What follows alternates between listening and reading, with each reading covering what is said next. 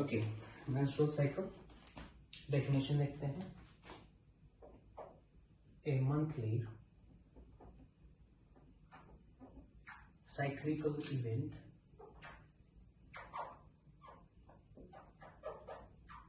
occurring in human female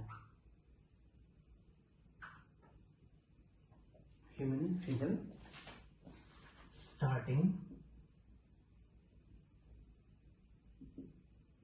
at the age of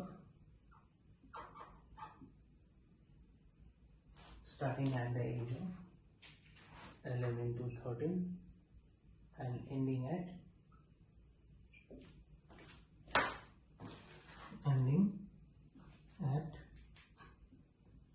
45, 50, 55 year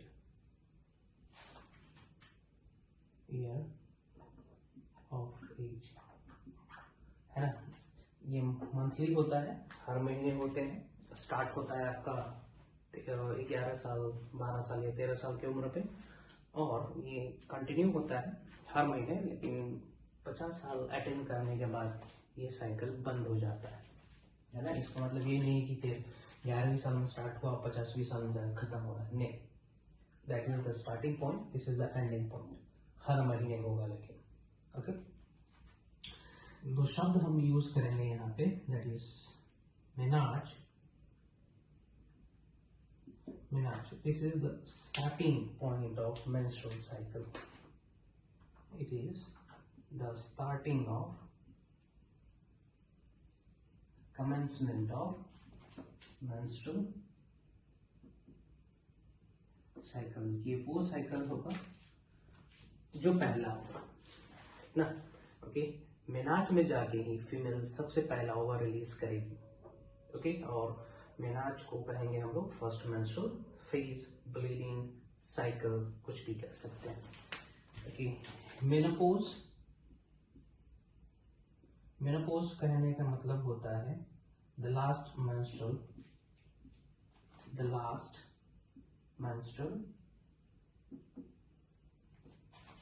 cycle, ठीक है। Menstrual cycle का जो आखिरी साइकिल होगा, मेंस्ट्रुअल ब्लीडिंग का जो आखिरी ब्लीडिंग होगा, जो आखिरी ओवा का रिलीज होना है, that stage is called menopause, ठीक है। ये मेनोपॉज अटेन होगा आपका वही 50 साल के आसपास। ये होता है आपका 11 से 13 साल के बीच में, है। डिफर करता है, हम अलग अलग किताबों में अलग अलग डाटा देखेंगे। In some book you will find it is written 45 years, in some book you will find 50, in some book 55। Just take an average for 50 years, है ना। एक्चुअल मेंस्ट्रुअल साइकिल पढ़ने से पहले एक चीज हम क्लियर कर दें।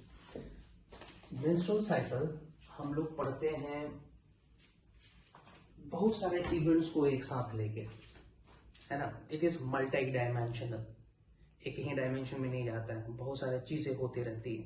So let's see those things one by one, ताकि हमें मेंस्ट्रुअल साइकिल को पढ़ने में आसानी हो सके, है ना, मदद मिल सके। इस चीज के लिए हम एक हेडिंग डाल रहे हैं, events taking place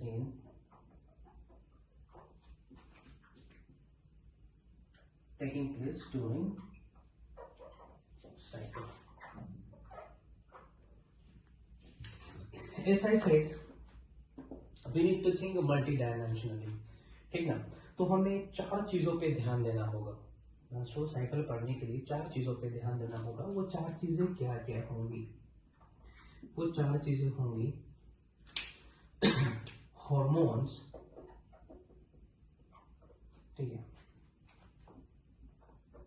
hormones of pituitary gland के कौन से हार्मोन्स हैं, इसके फंक्शन क्या है, ये जान लेंगे तो और ज्यादा सही रहेगा, ओके। दूसरा, hormones from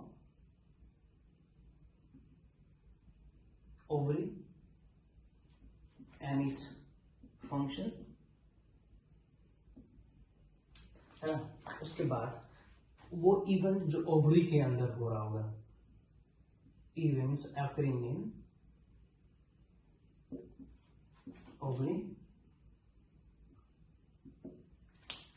and the last one the events occurring in uterus, है ना। ये चारों चीज को आप इंडिपेंडेंटली पढ़ लोगे और अच्छे तरीके से पढ़ लोगे तो मेंस्ट्रुअल साइकिल को चुटकियों में डिराइव कर सकते हो, ठीक ना, आप उसको स्टेब्लिश कर सकते हो। हाँ, let's see what are the hormones which are released by the pituitary and its function, है ना। सबको एक एक करके डील करते हैं।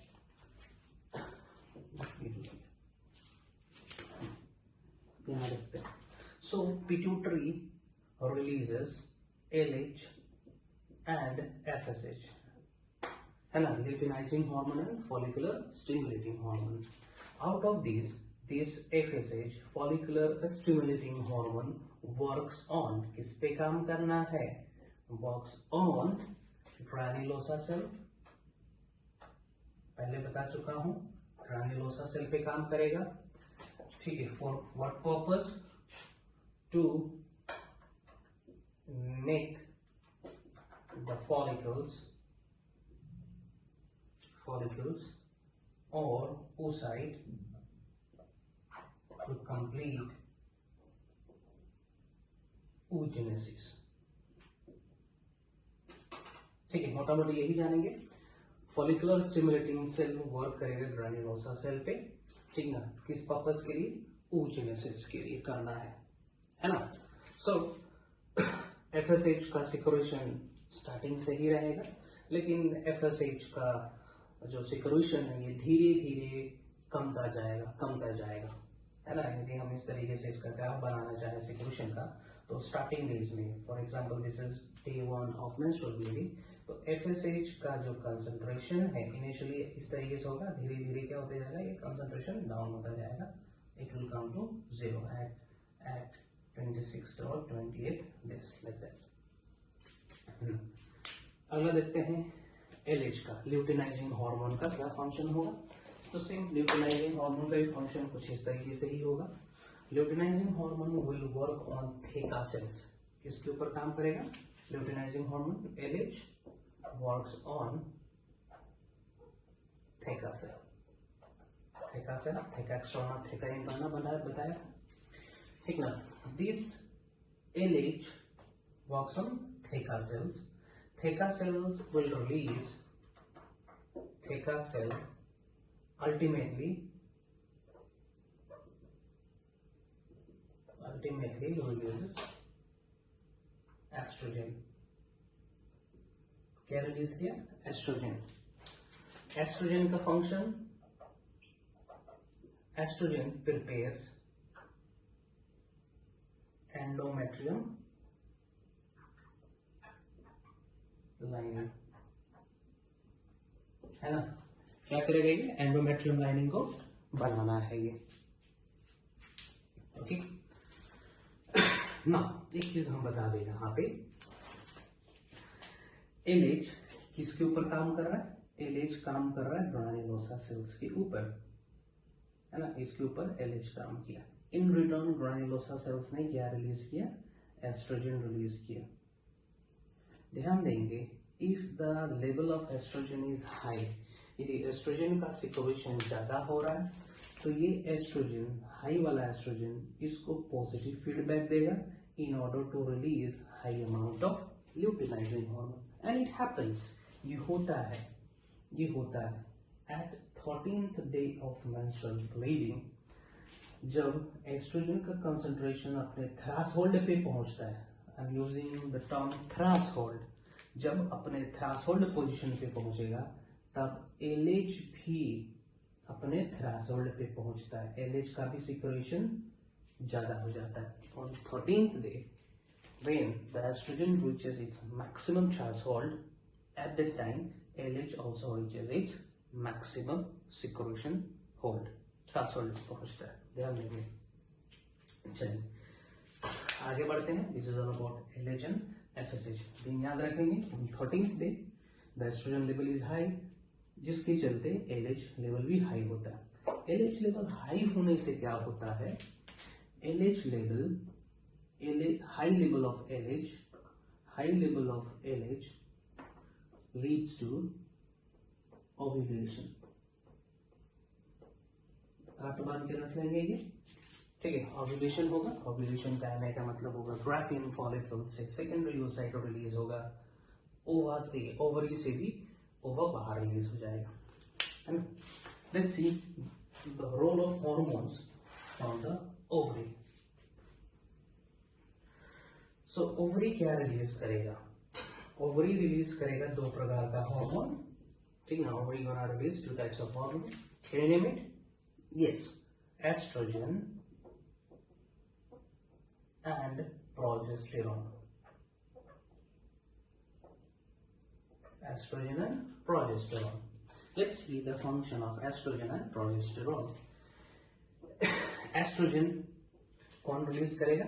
थेका सेल, थेका सेल किया, थेका सेल रिलीज किया, estrogen released by. Now what is the function? इसका फंक्शन क्या हो जाएगा? Function to prepare endometrium, endometrium को प्रिपेयर करेगा किस पर्पस के लिए? इम्प्लांटेशन के लिए। फिनिश, इतना ही है एस्ट्रोजन में। एस्ट्रोजन का लेवल हाई होगा 13th डे, उसके बाद धीरे धीरे एस्ट्रोजन का लेवल घटने लगेगा। Let's see the function of progesterone. Progesterone release कौन करेगा जी? Released by corpus luteum. Corpus luteum. अब corpus luteum क्या है? It is the granulosa cell. It is the graphene follicles, जिसमें से ओवा बाहर निकल चुका है। ग्राफीन फॉलिकल से ओवा बाहर निकल चुका है, वो एक डब्बा बन चुका है, खाली डब्बा बन चुका है, उसी को हम लोग कहते हैं corpus luteum. It is yellow in color. It is acting as temporary gland and secretes progesterone. यही प्रोजेस्टेरोन का सिक्रेशन करना है। Now the role of progesterone, what is the role of progesterone? Progesterone का रोल यही होता है कि वो एंडोमेट्रियम को मेंटेन करके रखे, एंडोमेट्रियम को मेंटेन करें, मेंटेन करके रखे, ठीक है। मेंटेन करके रखे मतलब बरकरार रखे, उसको टूटने ना दे। एस्ट्रोजन का काम था एंडोमेट्रियम को बनाना, इसका काम क्या होगा? उसको बरकरार रखना, है ना। सो ये हो गया प्रोजेस्टेरोन का फंक्शन। सो तो प्रोजेस्टेरोन का लेवल हाई होगा कब? After ovulation. ओव्यूलेशन के बाद इसका नॉर्मल रेट रहेगा सिक्रेशन का, जैसे ओव्यूलेशन हो जाएगा इसका पीक हाई हो जाना है ना। इसका पीक इस तरीके से हाई हो जाना है। Now let's see what are the events occurs in the ovary. Ovary में कौन से इवेंट्स हो रहे हैं? इसको हम लोग स्टडी करते हैं ओवेरियन साइकिल के अंदर। सो ओवेरियन साइकिल को हम लोग फेजेस में बांट सकते हैं। ओवेरियन साइकिल को फेजेस में बांट सकते हैं, जैसे कि follicular phase,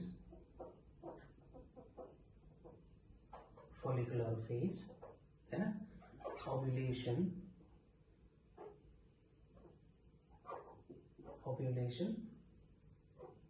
and then luteal phase, ठीक है। follicular phase कहने का मतलब होता है this phase generally starts from 5th day of menstrual bleeding and continue till 13th day, है ना। इसको 7 करते ज्यादा सही रहेगा, 7 से लेके, ठीक है, 13वें दिन तक ये चलेगा follicular phase. What happens during follicular phase? Follicular phase में क्या होता है? फॉलिकुलर फेज में ये जो आपका प्राइमरी oocyte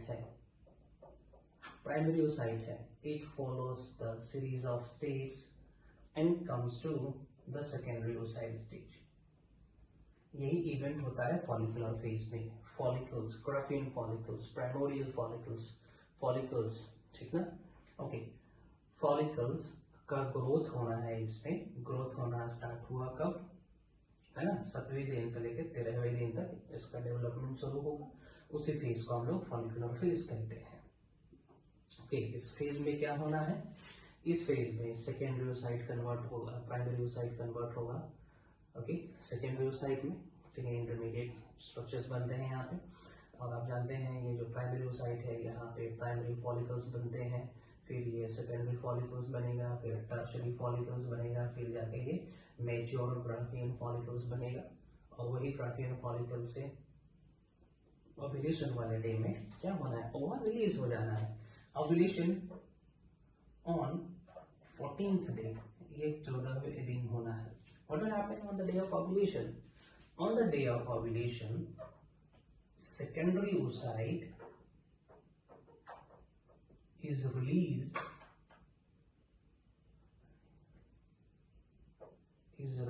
from कहाँ से? ग्राफियन फॉलिकल, ठीक है, क्या करते हैं, ग्राफियन फॉलिकल से रिलीज हो गया। Now what does the term luteal phase mean? luteal phase आपका स्टार्ट होगा 15 से लेके and it will go around 25th day of menstrual bleeding, इतना तक जाएगा, ठीक है, ओके, और इट विल लास्ट टिल 28, इस तरीके से। luteal phase it is constant, ये कांस्टेंट रहता है, लास्ट फॉर, ध्यान देंगे, लास्ट फॉर 14 डेज, बहुत इंपॉर्टेंट है ये क्वेश्चन, यहाँ से आता है।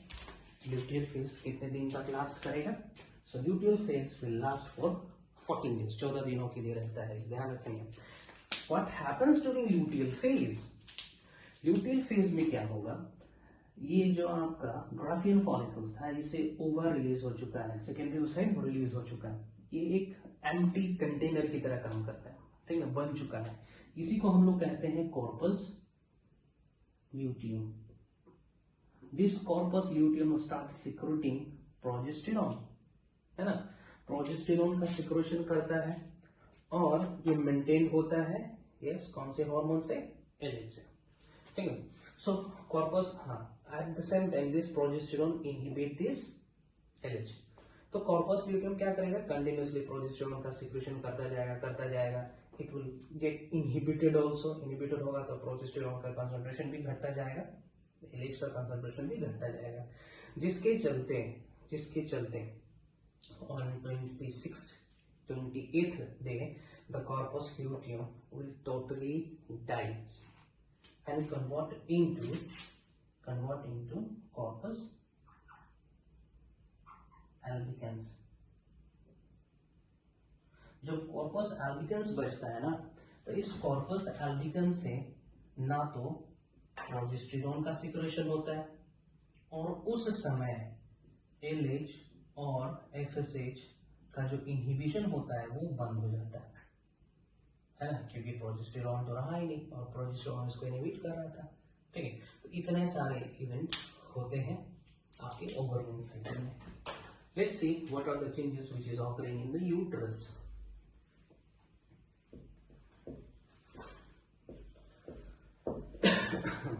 यूट्रस को हम लोग स्टडी कर रहे हैं, यूट्रस इवेंट्स को हम लोग स्टडी कर सकते हैं यूट्राइन साइकिल के अंदर,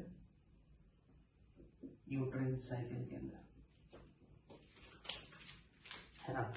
so what happens in uterine cycle को भी हम डिवाइड कर लेते हैं सारे फेजेस में।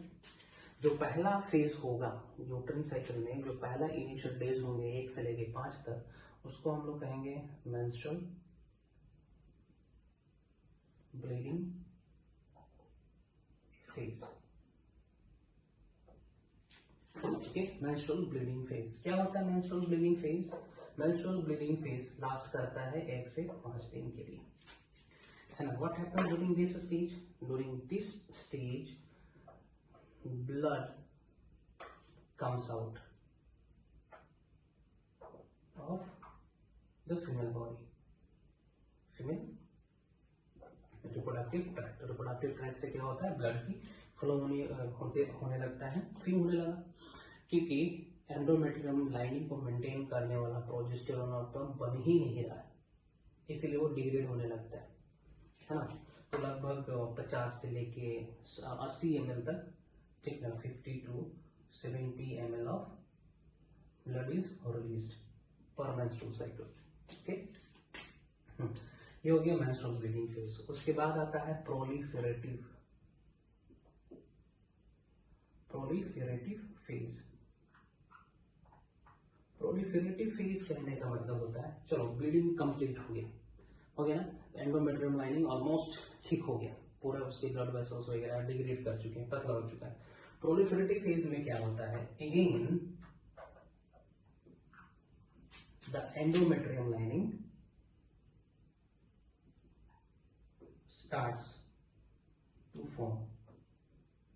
एंडोमेट्रियम लाइनिंग फिर से बनना शुरू हो जाता है, उसी फेज को हम लोग कहेंगे क्या, प्रोलिफेरेटिव फेज। ये स्टार्ट हो जाएगा आपका 6th day and it will continue, है ना, ये 12वें दिन 13वें दिन तक ये कंटिन्यू रहेगा, तैयार हो जाएगा, एंडोमेट्रियम लाइनिंग तैयार हो जाना है। The last phase is called secretory phase, SECRETORY, secretory phase, secretion करना। During this phase, secretory phase में क्या होता है, जो एंडोमेट्रियम लाइनिंग है, ठीक है, एंडोमेट्रियम जो लेयर बना है, it also secretes some chemicals, ये कुछ केमिकल्स का सिक्रेशन करता है endometrium lining, and that chemical facilitates the implantation of the zygote, है ना, इम्प्लांटेशन ऑफ जाइगोट।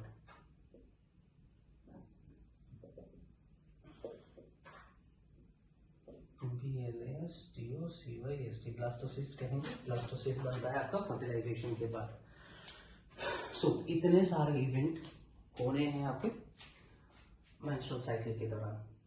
तो इन सभी चीजों को अब हम क्या करेंगे, समाप्त कर लेते हैं, है ना।